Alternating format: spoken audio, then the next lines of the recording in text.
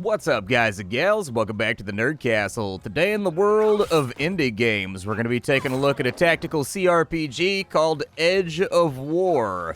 This game, I'm going to tell you right here at the beginning, is very, very raw. So this game is kind of like the product of a number of misfortunes is the way that I would describe it. So effectively, this is a game that's being created with a respect for Finnish folklore. It looks like a group of Finnish developers took a look at the cRPG world, Baldur's Gate, Icewind Dale, all that kind of stuff, and decided to make a game where it would be a computer RPG with deep systems and kind of that Baldur's Gate, Icewind Dale level of detail, but set inside of Finnish folklore. The game had a publisher. Publisher backed out after the game had been in production for a while, which is why you'll see actually in this game, it has really good sound design. It has really good character design. It has really good sound effects. It has really good environmental design. It's clear somebody was pumping some money into this game. Alas, the money is gone, and a couple of the developers from the original 25 or 30-man team are left. They control ownership of like this alpha build effectively, and they're still passionate about it. They still want to put it out there into the world, and so they decided to go ahead with Steam Early Access and just admit to people like, hey, all of our funding just like disappeared on us in the middle of development, but we still want to make this really cool thing. We're still passionate about it, so please support us. And so I'm going to do my part here, but I will tell you at the beginning of the video that this is a game that's pretty raw. There's not a whole lot in it as of right now. So aside from the appeal of the models and how pretty the game looks and how many good-looking things there are, kind of interesting aspects to the combat, there's not any storyline to this game. It's mostly just you creating a custom party Icewind Dale style and just cruising around a landscape, going to locations, exploring them, finding loot, and then going to the next location, exploring it, and finding loot over and over again until you get bored. That is literally the early access as it stands right now. I don't want to, like, oversell the game for what it is and have people be disappointed. However, the game is at a reasonably low price point so that the developers can raise money and hopefully work on this thing. They've said that the storyline is in full development. All the narrative stuff is fully underway and under work. It's just it's not done yet. They were trying to figure out where the money was going to come from to keep working on their passion project. So if after watching this you wanted to check out the early access of Edge of War for yourself, you can absolutely do that. I do have a link for you down below in the description. On top of that, if you wanted to hang out with me live, I frequently play games like this on my Twitch stream in long form. This is the overworld map of the game. It's nothing too special as of right now. You kind of just cruise around it and you try to find activities to partake in. Those will be random things that happen on the road, random adventuring zones. So like as we creep through the wood right here, we've been attacked by something. Your characters do get tired and they do need to rest while you're cruising around the map. It looks like we've got a wolf over here. What are we looking at? Is it like all wolves, like a bandit rookie? Are there any more of them around? Doesn't look like it. You can hold down tab to highlight stuff. Looks like a fairly easy fight. I've had to load a couple saves this morning. I played the game for like 2 or 3 hours, and sometimes they'll give you a challenge that it's like basically impossible to win without losing a character. The game does seem to behave under some form of like level scaling. Like the enemy always seems to be like your level +1, basically. So keep that in mind. If you don't like level scaling, this will not be the game for you. I don't know if that scaling is just there now because they know that the game is kind of like in limited format, and it's mostly just hack and slash exploration and dungeon diving type stuff. But I'm gonna step over to here real quick, blap you in the face. There we go. Wolf's gonna stay over here and fight with my fighter. I don't know if the level scaling is like a temporary measure, and like later on when the game is further along in its early access journey, if the level scaling is gonna go away in favor of kind of like locations that have a set level cap that you're supposed to go to at certain levels and adventure there. I tend to prefer that. I like being able to outrun the content a little bit. I think the power fantasy is a big reason why I play RPGs and why I'm such a big RPG fan. I like power fantasy a lot. And so like I do like the beginning of the game when it's kind of like a struggle and it's deadly and you're trying to survive. But I also like to be able to like level up and be stronger than the competition and be like, oh, it's my turn to stomp. I think there's something appealing about that as well, but in the current iteration, there is definitely some kind of level scaling at play. The enemies seem to get stronger and more numerous as I seem to level up, and there is some variance inside that window too. Like, as of right now with where I am in the game, there seem to be groups of like 2 to 5 enemies. If I get the 5 enemies, I like die instantly. It's like all over for me. But if I get like 2 to 4, I usually seem to be okay. Enemies are full loot. When you defeat them, you can take all of their stuff, a la something like Skyrim or a Bethesda game. I haven't played Starfield yet, so I don't know if they did that in Starfield 2, where, you know, you can fully loot guys down to the point where they're naked, down to their skivvies or whatever. But in this game, you can. Everybody has full equipment, and everybody has everything from gloves to headpieces to chest armor to leg pieces. They do show up on your character. All of them have appearances, from the bracers to everything else that you might equip along the way. There you go. She just got like fuzzy little cuffs. And so if you're the kind of person like me that definitely likes to see some kind of like visual progress in your character as you level up, as you get stronger, this may be the type of game that you want to look into. There are also a number of other items you can play around with that will give you consumables, vendor type stuff that you can just throw at a vendor if you wanted to upgrade your equipment and buy like new armor or chainmail or whatever else. That's all available too. That's inside of the game. Like, honestly, that's the best way that I can compare this game is like, did you find Icewind Dale appealing? In the fact that that game basically had like no storyline, you just created like a custom party, and then you cruised around a dungeon just like wiping out enemies for a little while. That's what Edge of War is right now. I think it shows promise, especially given the fact we don't have any of the utilities right now to play around with it, but there are force bolts and things. You'll notice that when I hold down tab, all of the trees and all of the bushes and stuff, they have a health bar. There's a reason for that. This game wants you to do environmental combat. I don't know what that flash is. That flash happens every now and again, and it makes the game very obnoxious to play. It's one of the reasons why I hadn't covered the game yet, but honestly, it's so dead right now that I'm picking up games that I normally would not cover due to flaws. And I'm just going to cover them, and I'm just going to shout out those flaws along the way, and if the video ends up being negative, then, well, womp womp, way that she goes. I think we could probably take a little bit of a rest right here, and then we'll go to Trapper's Glade. I do have there's a couple of quests in the game right now. I've managed to find like 2 or 3 quests, and so I've got a quest where I need to bring back some pelts, because in the beginning tutorial storyline, which is actually reasonably well done, the tutorial storyline, you can tell that this was like an operation that had funding.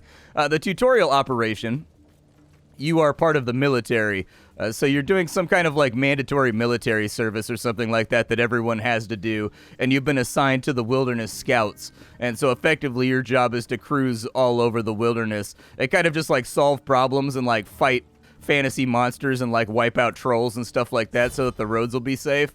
What is that right there? A Kiyu Lurker. Okay, what's the range on that right there? I'm gonna have to step forward by a couple. Can I get him from right there? Yeah, let's get him with the charge. We didn't get the swing right there, but at least we closed the gap for a lot cheaper on AP than we would have. As I was saying, you're part of some kind of military organization that has to do with like scouting the wilderness and making sure the roads are safe on the provincial edges of some kind of empire. And so in the beginning of the game, we deployed from kind of like a military fort, and our job is just to go out and like make sure the roads are safe, fight monsters, kind of be like park rangers effectively, and make sure that the bad guys aren't going nuts out here, pillaging and marauding and making sure supply lines don't get interrupted. I think I'll probably, we'll end the turn right there. Attack of opportunity finished him off. Oh, you were all by your lonesome, dude? He's got a little Kiyu short bow. It does 6-2, 12 poison damage. I'll take that. Is it better than what my archer has? Right now I have 3 classes. There are multiple classes in the game. I think there was 4 by my count.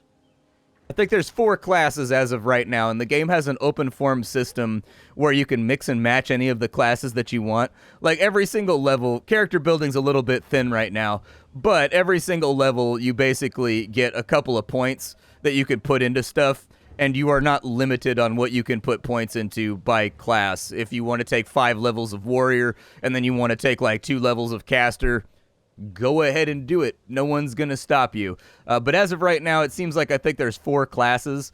There are a fighter, there's a ranger, there's a witch, and there's a shaman. I would stay away from the shaman for right now. The shaman is really, really good in the right environment.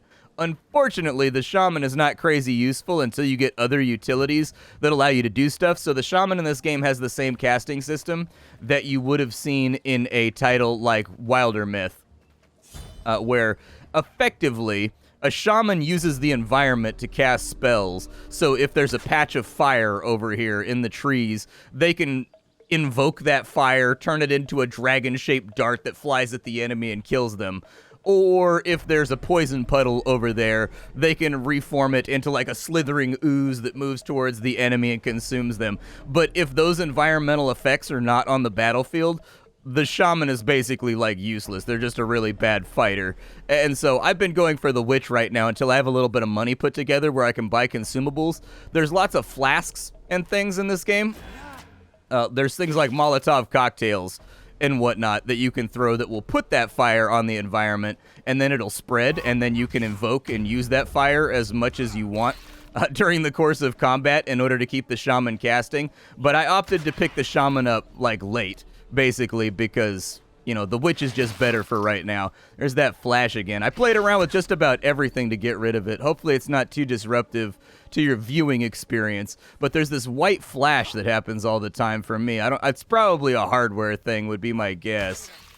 Resisted, so it deals no damage whatsoever just because it's poison elemental, and I can't re-equip her during combat. That's a fairly major oversight. I would probably suggest getting rid of that. Let me spend like half my AP to swap a weapon out, because she's like useless for the rest of this fight now because they have 100% resistance to poison. I would also split up the damage. Like, she's still firing a projectile, right?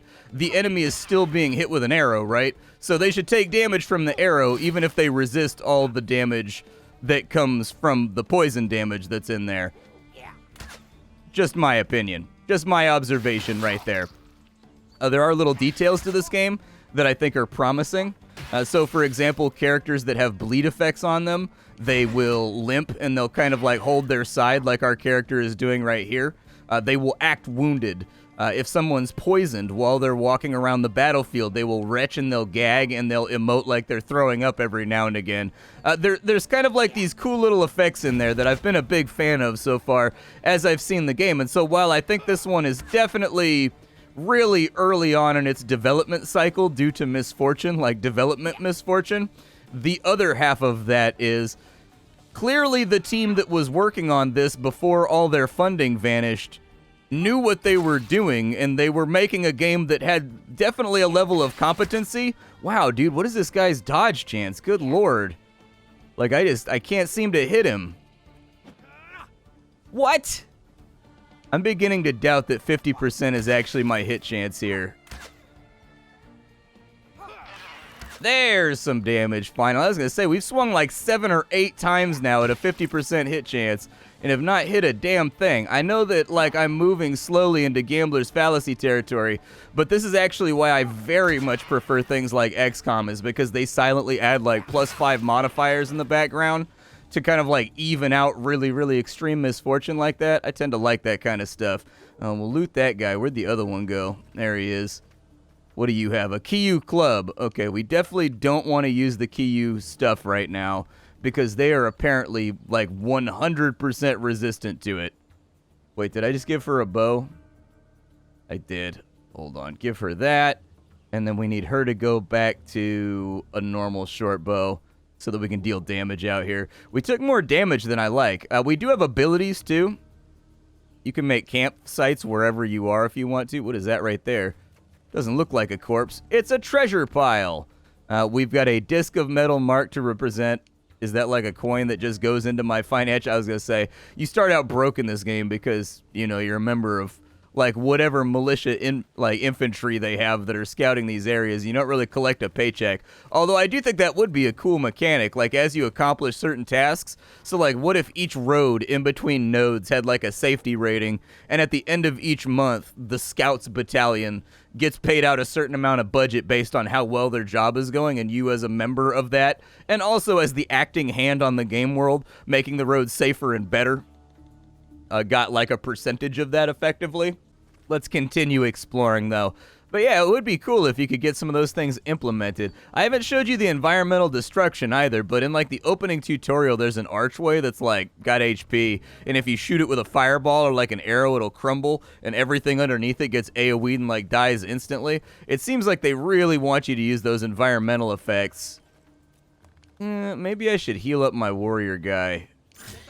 He's kind of beat up right now. Spell effects are pretty good in this game. A little bit over the top, pretty glowy. But honestly, I've found the spell effects to be pretty decent. And also really, really useful. A lot of the spells in this game deal a lot more damage than like melee does. Or deal like a lot, or they do like really cool status effects like minus 20% accuracy that make the enemy like super unable to hit you.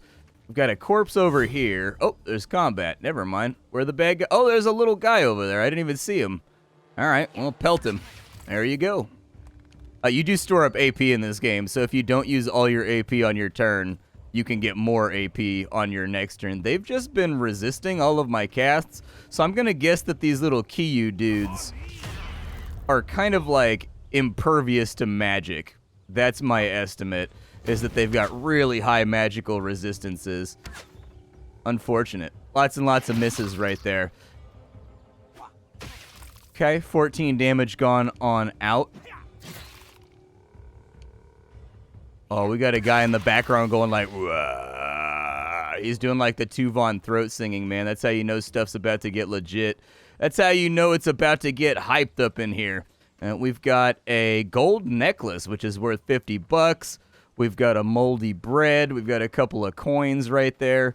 It may be time for us to dip on out. I've got like a lot of stuff that I can vendor, and I kind of want to like upgrade my characters. So let me see if I can do that. Leveling up in this game, really, really simple. You see these points that you get that you put into various stuff that I can't show you right now? I can't show you like a full list of all the skills and everything that they have implemented, but all the D&D style stuff you expect is here.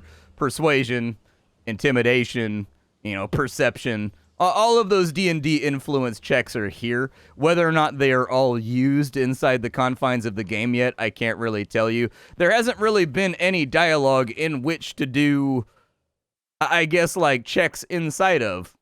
Like I said, all of the narrative RP stuff in the game is not here yet. As of right now, it is purely a dungeon crawling hack and slash game. I've got to go all the way down back south to Fort Terso, which is where you start out in this game. So I'm going to head that way.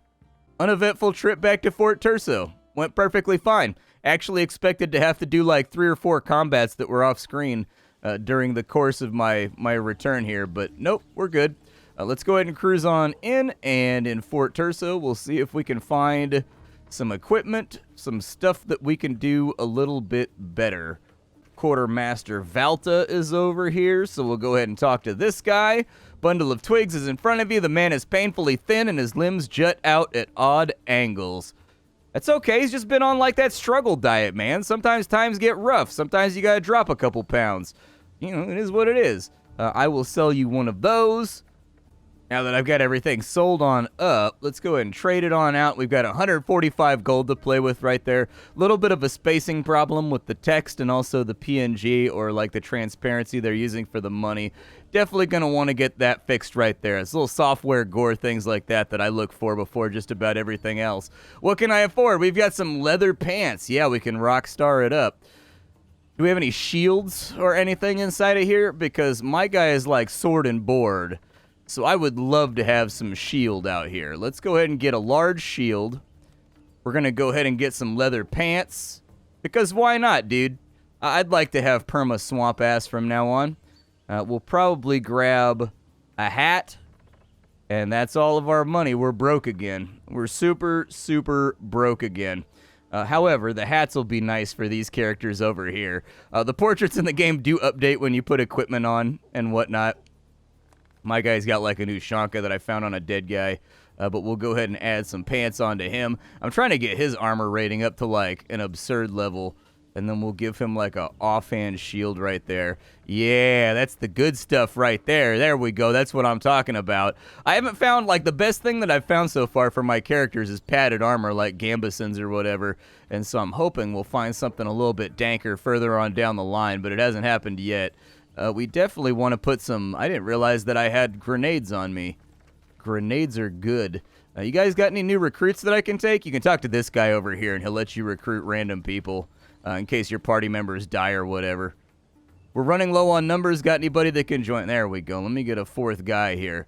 What kind of, like, fourth guy should I bring in? I mean, the shaman is the obvious choice.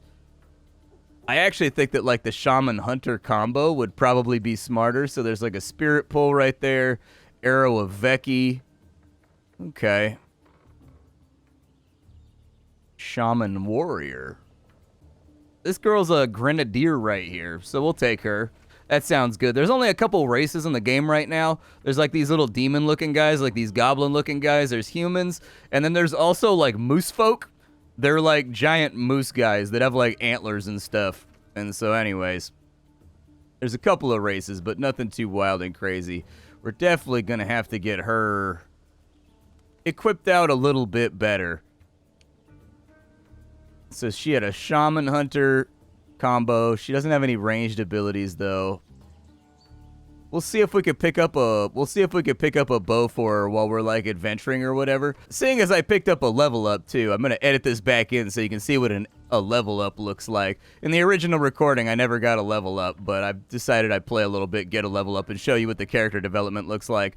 These are all your stats. They do things. Most of them are tied to a certain class and making it more effective. I do think it's going to have to be a little bit more granular than that as time goes along. It's a little bit granular with things like endurance and whatnot, but you pick one stat you want to put a point into when you level up, and then you get 2 points that you can put into whatever you like. Warrior skills, general survival skills, and things that take place while you're out on the world map and whatnot. How much of this stuff is implemented and not implemented, I can't really say. I can tell you that in a couple hours, I haven't made any skill checks. So, you know, a lot of it may not be in there. I can't say for certain. Like, honestly, your recruits are free, so if she dies, it's not really that big of a deal. The quest I have is just to go find a wolf, but I haven't seen one yet. I've seen lots of hounds, which hang out with bandits and have the exact same graphic as a wolf, but I haven't seen any wolves around. You can't skin people's dogs. Generally looked down upon and not considered to be acceptable in most polite society. Let's see what this adventuring location has. The world seems to have a decent amount of locations to explore. You can probably play like 30, 45 minutes at each location, and I've seen more than like 5 to 10 of them. And so it seems like there's a little bit of content here to wet your whistle, but I think this is one of those cases where I can't recommend the game just because as of right now, we are living inside of like RPG nirvana, like in indie gaming and whatnot. Like our RPGs are, I mean, Baldur's Gate 3, man, it exists. It's sucking all the air out of the room. Like there's nothing you can really do about it. And like, while my heart goes out to little titles like these that clearly have like a passionate team that wants to do something with this and they like what they're doing and they're working hard on it, and like it's just the bottom fell out and like their publisher left them stranded or whatever from the post that they made when they went into early access, simultaneously, I'm consumer facing. You know, like my job is always to look out for you guys as a consumer and make sure that you're getting the bang for your buck and that you are appropriately appraised of any product that I put on the channel. And this guy right here is just really, really, really raw and early on. I would say that if you want to support the game and you want there to be a Finnish cRPG in the style of like Icewind Dale or Baldur's Gate, you could give these developers your 10 or your 15 bucks just to support the idea. And if you're okay with that risk, it seems like when I took a look at the character models, like inside the inventories and whatnot, when I took a look at character models and armor designs and everything else, it all looks really good to me. I think that there's definitely some skill here. It just seems like they were, you know, 6 months into development and then their funding fell through. But that having been said, you are under no circumstances getting a full product if you choose to purchase this early access. You are supporting the idea of a completed project later on. As for what exists inside the game at the moment, you can adventure. You can create a randomized party with 4 classes and 3 races. You can do some very limited character building. You can adventure inside of open world locations and do open worldy guy stuff. fighting over and over and over again in random pitched battles.